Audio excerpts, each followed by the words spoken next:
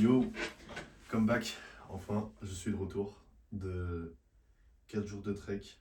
Et après, le temps de ranger mes affaires, le temps de me reposer un max, parce que c'était pas 4 jours de vacances, c'est un effort.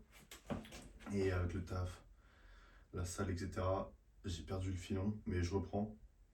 Au final, c'est ça un peu la discipline, c'est reprendre et te remettre dans le train, même si t'as été décroché pour je ne sais quelle raison. Et c'est faire même si t'es fatigué, etc. Donc je reviens d'une séance et j'ai la typique riz dessert, 200 grammes cette fois-ci, avec 50 grammes, je teste du beurre d'amande. C'est cher, mais qu'est-ce que c'est bon. Fruits rouges, 60 grammes et une banane. Protéines et gainer mutant. Protéines de chevreau, comme d'habitude. C'est le genre de truc que tout le monde devrait tester au moins une fois dans sa vie, les treks. Tu pars dans un endroit que tu connais pas et tu dois plus ou moins survivre, même si tu es extrêmement guidé, tu as tout plein d'applications, tu as le matériel, tu as ta grèche sur toi, ta tente, etc. Donc en soi, il n'y a aucun risque. Mais c'est quand même une sorte de... Il faut être autonome, il faut savoir ce que tu fais, il faut savoir faire ton feu, il faut savoir te protéger, il faut savoir avoir les bons timings, préparer comme il faut. Heureusement, j'ai mon frère avec ça, qui est venu avec moi du coup, parce qu'il s'y connaît vraiment très bien. Il a fait plusieurs treks. J'en ai fait qu'un seul, c'est mon deuxième là maintenant. Et même si je pense que j'en suis capable de faire tout seul, avoir quelqu'un qui est préparé, ça change la différence. C'est comme le coaching. Il y a tellement une énorme différence entre commencer d'un coup la salle sans rien du tout seul. Au final, il m'a fallu 3 ans pour que je comprenne comment fonctionne la salle. Alors, alors que j'aurais pu juste prendre un coach et être guidé en un an, j'aurais pu avoir presque autant les résultats que j'ai là. Sauf bien sûr la masse musculaire parce qu'elle a pris du temps.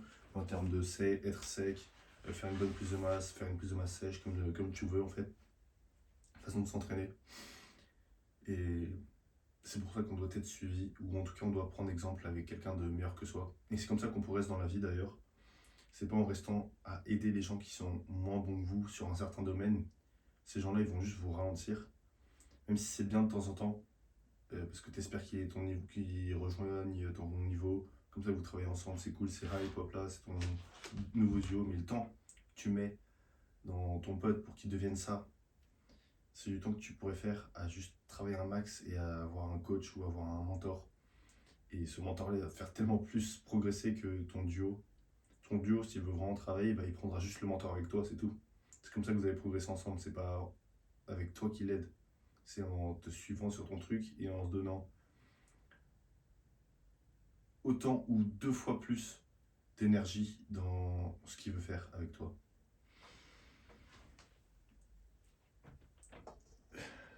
Je suis en train de monter, entre guillemets, les mini-vidéos que j'ai fait du trek pour que vous puissiez voir. C'est un peu stylé, un peu esthétique, tout ça.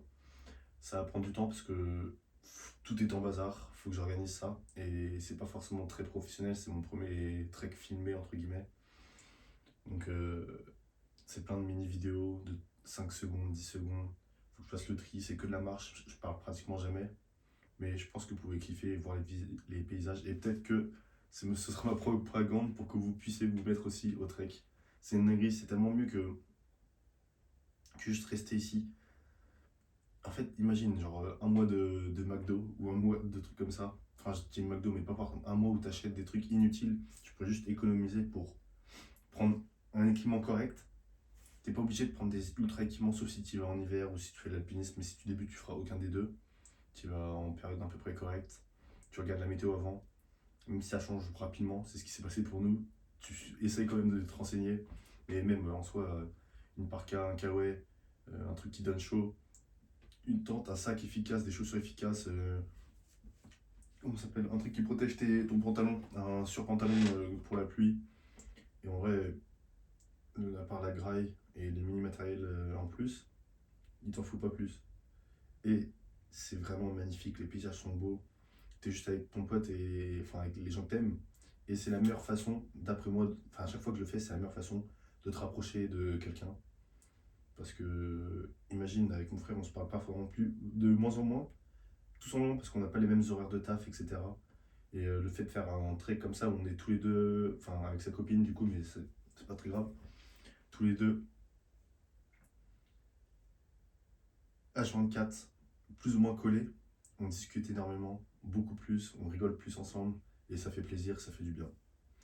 Sur ce, je mange ma crème de riz, et n'oubliez pas, la discipline, c'est pas que faire les choses qu'on n'aime pas faire ou être constant sur je ne sais quelle activité, c'est aussi se rattraper instantanément lorsque tu fais une erreur. Parce que ça arrive, mais le but c'est de se relever le plus rapidement possible.